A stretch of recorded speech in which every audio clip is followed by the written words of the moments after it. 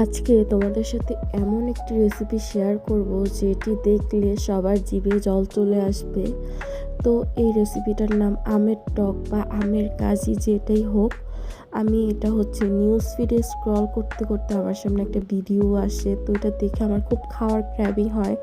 তো এই জন্য আমি সাথে সাথে বানিয়ে ফেলতেছিলাম। ফার্স্টে আমগুলিকে পুড়তে হবে, দেন রসুন পেঁয়াজ পুড়ে নিছি। তারপর এগুলো একটু ঠান্ডা করব, ঠান্ডা করেই তো সব ছুলে এটার সাথে শুকনা মরিচ, লবণ অ্যান্ড মরিচ যা আছে সব কিছু একসাথে মাখতে হবে। এখানে এক্সট্রা আরও মরিচ দিতেছি, কারণ আমি একটু ঝাল চাচ্ছিলাম। আর ওই দিন না কেন জানি আমার খুব টক খাওয়ার ক্রেভিং হচ্ছিল।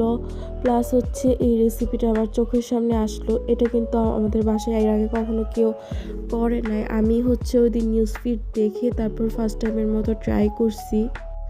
আর এটার ফাইনাল লুকটা তোমরা আস্তে আস্তে দেখতে পারবা। তো এই তো রসুনগুলি ভালো করে আমি করে নিলাম, কারণ এগুলি জাস্ট পুড়ে নিছি। তারপর পেঁয়াজ মরিচ এগুলিতে একটু সামান্য তেল ইউজ করলে ভালো হয়, বাট আমি কোনো তেল ইউজ করি নাই। আমি এমনি জাস্ট লবণ আর মরিচ দিয়ে মেখে নিছি। এখন আম থেকে আটিয়া আলাদা করার পালা। তো এই তো ছাঁকনিতে আমি পানি আর আম নিয়ে নিলাম, নিয়ে এগুলি ভালো করে। এটা কিন্তু একদম নরম আর স্মুথ হয়ে গেছে।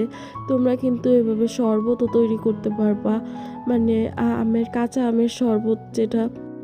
তো এই তো আমি ভালো করে একদম হাত দিয়ে ডলে ডলে এটার থেকে আটি আলাদা করতেছি।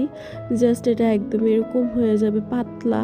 প্লাস আমার সব উপকরণগুলো এটার সাথে মিক্স করে ফেলছি, অ্যান্ড সাথে আরও পানি দিতেছি। আর এটা ফাইনাল লুকটা এরকম হয়েছে, আর এত বেশি মজা হয়েছে। এটা তোমরা খালিও খেতে পারবা, প্লাস ভাত দিয়েও খেতে পারবা। তো আমি ভাত দিয়েই খাইছি, আর অনেক অনেক ভালো লাগছে আমার কাছে।